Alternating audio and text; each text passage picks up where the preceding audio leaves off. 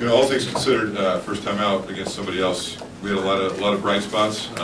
You know, I was disappointed in our defense in the first half, or at least the second half of the first half. You know, we kind of just got into a rut there for whatever reason, where we were just trying to outscore them, and that's not who we are. So, you know, I think they responded with the message they got at halftime and came out in the second half. Obviously, the first 10 or so minutes of the second half was Louisville basketball. That's what we expect. You know, we held them to 27% field goal defense in the second half. And did a good job. And anytime, obviously, you can force 27 turnovers, you're doing something right. But, you know, like I just told the guys, we have a lot to get better at, which is after the first game or first exhibition game. Any coach is going to say that. But we also have a really good foundation to build on. You know, we have a lot of talent.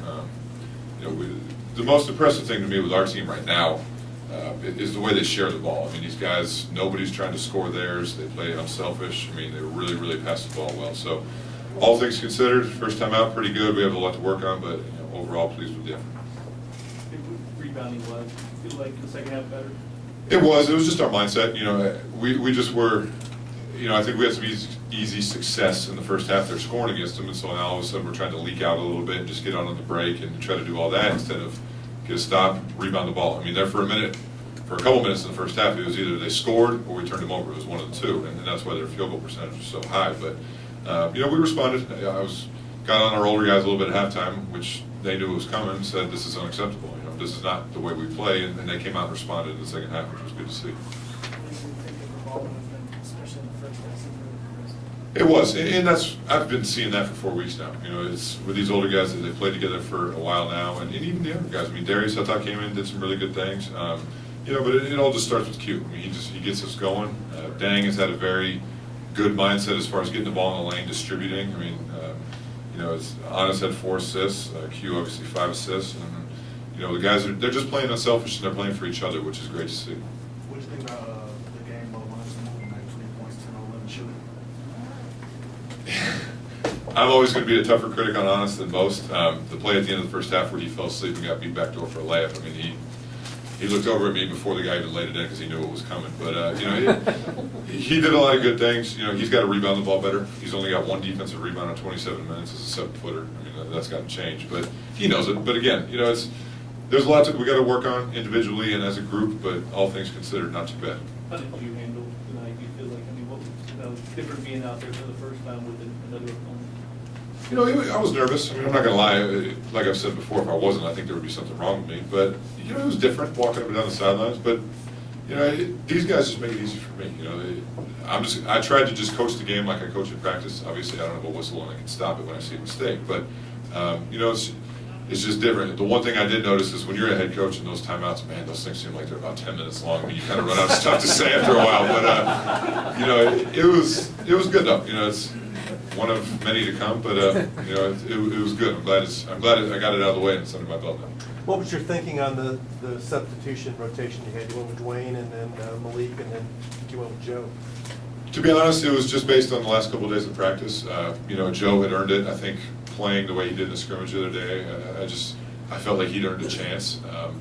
But I do have to say, you know, Darius came in and he played the 2 a little bit with Joe there for a minute, and he kind of sparked us. I mean, Darius, what he needs to understand is he needs to get us going on defense. He needs to come in the game and be, you know, a Russ Smith, Peyton Siva type player on defense and just dog the ball. And I thought his attitude was really good tonight in that regard. I mean, he came in and because when he wants to, you know, he shouldn't get beat off the bounce by anybody. And you know, Dwayne obviously had great practices, even dating back to last year. And he gave us a big lift in the first half by hitting those 3s. So, you know, I'm glad all the guys were able to get in and play some minutes, and you know, we got a lot to build on. Is that normally his strength, shooting the 3 like that the way he did tonight? He's improved it since last year. There's no question about that. You know, when he came in last year, that wasn't a strength of his, but he's worked hard on it. He's improved it. His arc has gotten better.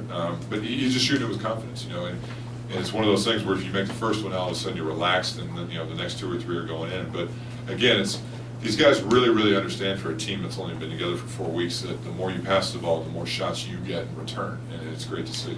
If racing that you were working on being more assertive or almost dumped in anything, is that what you want to see from tonight? I mean, you get a little emotional, you know, I think a scream after a couple of them. Yeah, you know, I think he was a little nervous maybe at the beginning. You know, the first play of the game, we actually drew up to get to him the ball inside, and I think he got a good look. He just missed it, and then he missed another easy one. And you know, That happens. I mean, sometimes it's just going to have nights like that, but he responded well.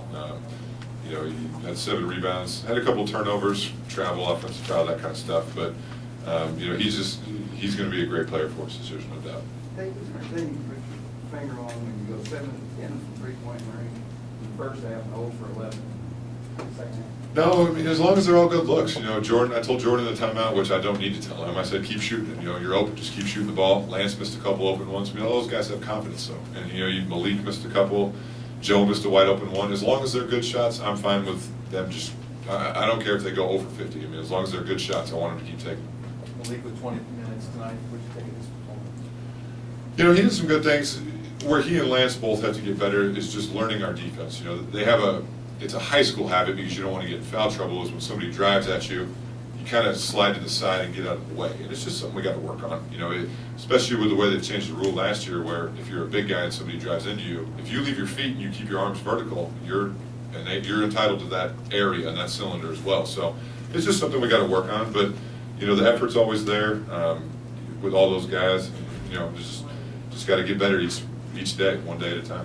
The spot you took in the court, just taking a knee right there in front of the bench, is that what you think you're going to stay? Is that where you're going to be? Well, I try to get down in like a catcher's position a couple of times. I just can't do that. My knees start hurting too bad sometimes. You know, I told Vinny to make sure there was a towel there for me to sit on, but you know, it's all just part of feeling this whole thing out. You know, and it's just easier for me to get down on one knee. But the problem is sometimes I get too close to the sideline, and here comes the ref, and I don't want to trip him. But no, it's going to be a little bit of a feel-out process here for me as well.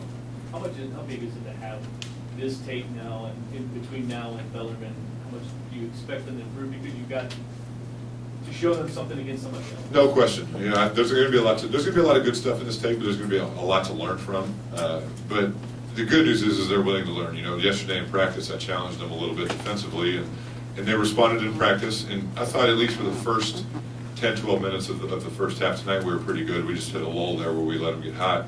But they responded again at halftime. And, you know, the good thing about playing this team and playing Bellarmine, which is why we usually do it, is they're 2 completely different styles. You know, this team was a lot off the bounce, penetration, isolation, and Bellarmine, as we all know, is one of the best passing and shooting teams in Division II, if not the best. So it's 2 completely different styles, and we got a lot to work on, but you know, we've got to take the next 6 days and get better. David, is there a big knee towel sponsorship possibility? No, I just told them, look, have one out there. But then I found myself way up by even Bob and Paul on the radio. So I mean, I'm sure people were hearing me on the radio because I was knelt down all the way up there. But you know, it's just pick and choose my spots. You know, I'm not going to be a guy who's up on the sideline walking up and down the entire time. But you know, just gotta kind of feel it out as I go. Who was the most vocal of your assistants tonight?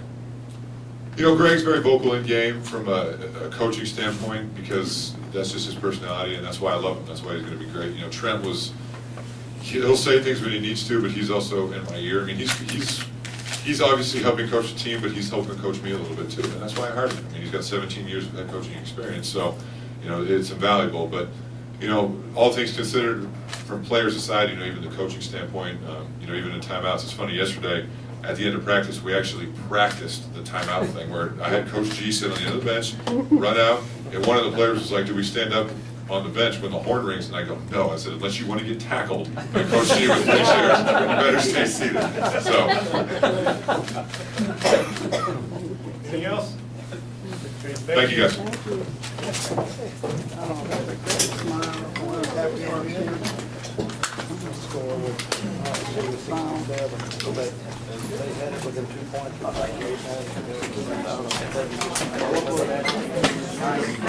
And telling an exhibition or like a charity game,